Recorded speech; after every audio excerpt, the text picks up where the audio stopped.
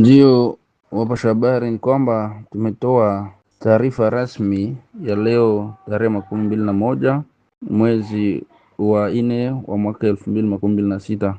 Taarifa hii ni kwamba sisi wazalendo VDP tumetaka kusisitiza mambo ya uchokozi ambao jeshi la Rwanda linaendelea kufanyizia sisi wakongomani hasa wazalendo na FRDC katika eneo la Sud Kivu hata na Nord Kivu. Ni kwamba hata kama government ya Umarekani na Qatar hapo huko walisisitiza kwamba Kongo iendeleshe mazungumzo na hawa wauni wa M23 wanaotumikishwa na Rwanda, wao hawajasisitiza uchokozi wao. Wanaendelea kutushambulia katika ngome zetu, ikiwemo katika tarafa la Uvira, katika tarafa la Mwenga, katika tarafa la Fizi, ambako kumeonekana kuja huko wengi wanajeshi wa Rwanda ili waweze kushambulia ngome zetu, kuweza kutafuta njia ya kuweza kujielekeza katika province ya Tanganyika huko Kalemi. Na kupitia hiyo wamekuja na vifaa vingi sana, hata ikiwemo mandege zisizokuwa na rubani, hata na mandege zingine za kawaida za kivita, hata na mahelikopta ambazo mara na mara zimeanza kutushambulia katika milima mikubwa ya Minembwe, katika milima mikubwa ya Pwezero, Uvira huko, hata Fizi na Mwenga na Itombwe.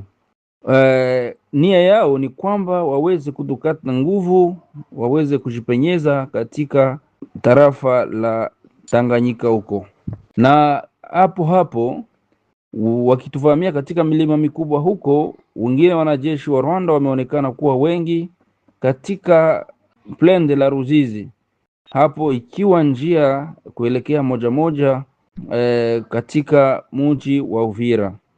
Wao ni kwamba nia yao ni kukamata tena Uvira, wakamate Fizi, wakamate Baraka, wakamate Minembwe, wakamate Pwezero, kuweza kushuka ili waingie Kalemi.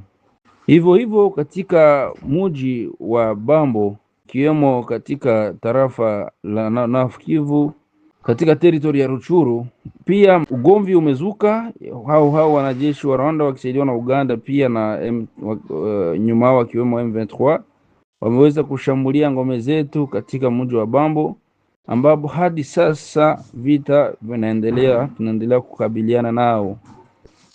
Na hivyo kutafuta njia ya kuweza kujielekeza katika Chopo, wameweza kutushambulia katika ngome zetu za Kisimba huko, wakitafuta njia ya kuweza kujielekeza Walikale ili waweze kuzungurukia na kuweza kuanguka katika tarafa la Maniema na hata Chopo ili waendelee kuendelesha vita zao.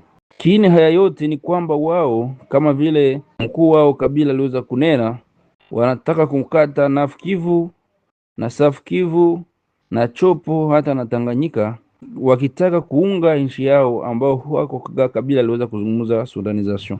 Ndio maana sisi tunasisitiza hasa taifa letu, viongozi wa taifa letu la Kongo kuweza kuona mbali, wasingefuatilia hasa njia hii ya kidiplomasia pasipo kutengeneza njia ya vita, sababu Kagame hawezi kusikia lugha lingine isipokuwa lugha la vita, sababu yeye amejitayarisha siku nyingi na nia yake ni kuweza kabisa kukata nchi yetu ya Kongo.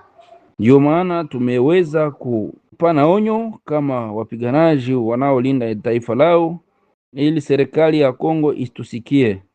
Vita ni vita, na wanasema kama chuma huna wa chuma, ni kwamba hii vita tutaimaliza kwa vita.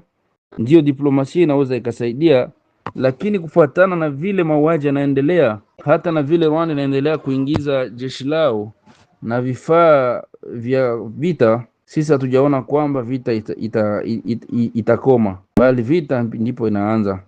Ndio maana tunasivyo wakuu viongozi washimame, hata uchokozi wa Rwanda uoneshe mataifa yote, lakini wakati wanapoonesha mataifa yote uchokozi huu kupitia diplomasia, tukue tumejipanga sawasawa ili tusije tena kushituka Rwanda imeteka tena miji mikubwa kama vile walivyotushtua walipokamata Goma, Bukavu na Uvira.